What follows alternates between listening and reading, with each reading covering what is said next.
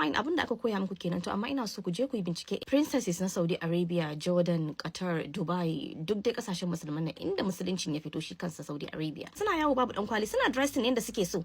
Inda aka dauko addini aka kawo muku, ku kuna so ku ce kun fi su son addini nan ne, ko kuma kuna so ku ce ku kun fi su sanin addinin su, saboda addini daga wurin su yazo. Abu kadan mutum in yayi sai ku tashi ku kafirta shi, wai ku a dole wai ku wai musulmai, wai ku an muku alƙawari da aljanna. Ku je ku yi na ku binciken, ku je ku gani. Ni fa ina son sanar da ku cewa wannan addinin da ake ba ku tsoro da shi, wannan laws din da ake fitar muku, maku ake ba wa wannan laws din, because akwai waɗanda su laws din nan does not apply to them. Shi yasa nake ce muku kuɗi da status da suna yana da amfani, saboda to da farko mun dawo bidiyo na gaba na Lubna. A baya na yi miki bidiyo kwaya biyu, yanzu zan tafi na uku. Yanzu kin ga kina bi na videos guda 97, dama 100 ne muka yake. To yau zan yi bidiyo na uku akan waye, akan Lubna bokararriya yar Audu. Da wakin take bokararriya ce. Lubna tsin ma makunshin cuta ke.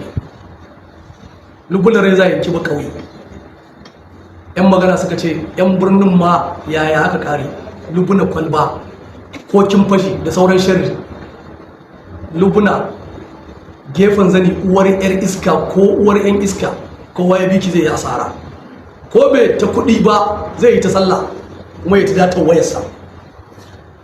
Da farko akwai wani bidiyon ki da na saurara wanda na ji kina condemning na maza, kina ciwo maza mutunci, kin ce maza ya kamata su zama su ne masu tausayin mata, su ne masu ciyar da mata, su ne masu yi wa mata kaza, su ne masu ba su tufafi, su ne masu ba su magani, su ne ya kamata in sun ga mata in sun gansu su ji farin ciki.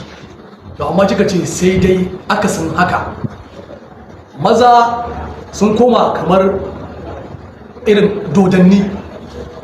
In na ce dodanni shine irin waɗanda in mata suka gansu ma'ana ba sa farin ciki da ganinsu, ba sa jin daɗi.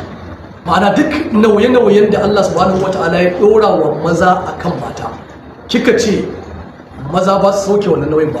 Kuma ke jama'a kika, duk da na ga wata tana kokarin ta kare ki tsinan ya yar uwarki, bayan ita ma shegiyar kanta ce, tana kokarin kare ki cewa wai maganar da kike faɗa din nan wai ba kina nufin jama'a ba, kuma ƙarya take tsinan ya ce ita ba, domin ke jama'a kike. To sai na fahimci kamar abin da kike faɗa din nan na cewa maza a cikin gida idan mata suka gansu, ma'ana maimakon su zama musu irin me zan ce, su zama musu suna tausaya a matan, sai ya zama da cewa kamar su ba su tausaya musu.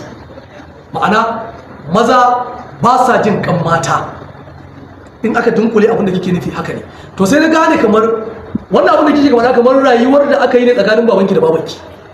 Kawai abin da na fahimta ni kenan. Saboda ai abin da kika dauko rayuwar cikin gida ne kike daukowa kika bayyana a wannan faifan bidiyon da na gani. To ke ba mahaukaciya wace. In abu ya faru cikin gidanku tsakanin babanki da babarki, zaki zo social media kina bajewa. Kina nuna mutane cewa babanki baya sakawar babanki fuska. Babanki baya kaza, domin abin da kike faɗa din nan baki faɗi ko a gidan zuwa yake faruwa ba. Baki faɗi waye yake yi ba. To sai na fuskanci cewa kamar a gidanku ne haka ta faru.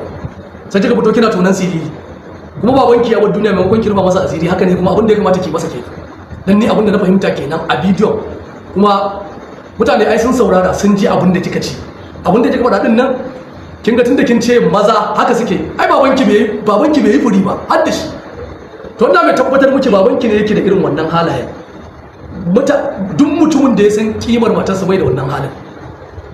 Maza da yawansu suna tausaya wa mata, suna jin kansu, suna ɗinka musu tufafi, su ba su abinci, su ba su gurin zama, su ba su kaza da kaza. Ban ce ba a samu irin waɗanda kika bayyana ba, amma abinda na fahimta watakila a gidanku ne haka ta faru, kamar yadda na faɗa. Sannan kin ce in kin taso da irin wannan maganar ana cewa wai ana haɗa abin da addini, ma'ana ba a barin abin a duniyance sai a haɗa ki da addini. To ai dama mu komai namu addini, kamar yadda annabi sallallahu alaihi, kamar yadda Allah subhanahu wataala ya faɗa mana a cikin alqur'ani. Allah ya ce wa annabi, kul ga ya musu inna salati wa nusuki wa mahayaya wa mamati lillahi rabbil alamin la sharika lahu wa bidhalika umirtu wa ana awwalul muslimin. Saboda haka wannan aya babu da lokacin da zan fassara miki domin jaka ce ke da kikiya. Saboda haka a ƙarƙashin wannan ayar ta tabbata rayuwarmu da motsinmu na yau da kullum gabaki ɗaya ba za mu yi shi ba face mun ɗaura shi kan addinin musulunci. In ke dabba ce mu kuma yana kan addini muke yi. In ke jahila ce arniya to mu muna da littafi na Qur'ani da hadisan annabi wanda akai muke tafiya. Tunda na fuskanci kiyaye wanda kike so a sauka daga kan Qur'ani da hadisi a koma kan tsari irin wanda kika zo da shi, kuma ga ki banza. Abin da ya kamata ki gane, ke ba 'yar Najeriya ba, uwarki ba 'yan Najeriya ba, al'adunmu da ɗabi'unmu sun sha bamban da na ƙasar da aka auro bawanki. Amma abin mamaki sai kike so ki bankara ki lankwasa 'yan Najeriya, matan Najeriya su bi abin da ake a garinku. To ai ko a al'adance matan Najeriya bai kamata su bi ki ba, ballantana an da musulunci. Kuma maganganun da kika faɗa kika ce wai barin gashi da kike a waje da abubuwa da kike na fitsara na karuwanci, kike maganan cewa wai waɗannan abubuwan su ne ake cewa musulunci ya hana. A Saudiya ma ana yi, a Saudiya ana shan giya, har kike bayanin cewa a Saudiya ana shan giya, a Saudiya ana zuwa kulab. Au wai dama yanzu kike bayanin abubuwan da kike yi kenan. Kin ga karar ta tabbata kin yi murna ana shan giya a Saudiya, kin ga yar giya ce ki. Kin yi murna Saudiya yanzu ana kulab. To mun gane duk ran da muka da an ce Limuna ta tafi Saudiya wallahi kulab kika tafi. Kin tafi kulab, kin tafi casino, kin tafi gidan iskanci. Domin har murna kike yi a bidiyon ki cewa yanzu haka a Saudiya an bude kulab kuma an bude gidan giya. Sai kika ce to a can ma ana yin irin waɗannan abubuwan, balantana mu musulmai. Ke in ba jahila wace ba, Allah subhanahu wataala cikin alqur'ani dole zan dinga tafiya ina ka miki hujja saboda dabbobi ɗan uwanki kan su biki.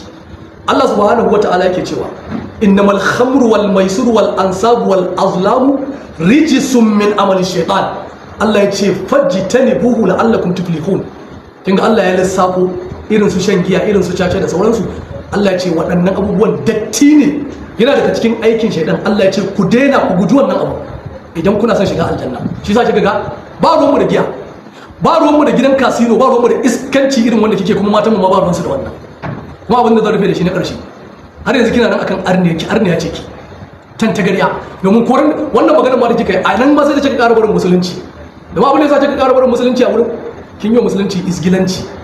Kin ce mutane wai ana ce musu, malamai suna cewa akwai wuta, akwai aljanna, akwai kaza, ana rudar su da wannan. Kin ga isgilanci kike wa addini. Shi yasa sai Allah subhanahu wataala cikin suratul tauba sai ya ce kul ga ya musu abillahi wa ayatihi wa rasulihi kuntum tastahzi'un. Allah ya ce la ta'tadiru. Allah ya ce qad kafartum ba'da imanikum. Allah ya ce da Allah da ayoyinsa da annabinsa kuke wa isgilanci, domin isgilanci kike wa ayoyin alqur'ani.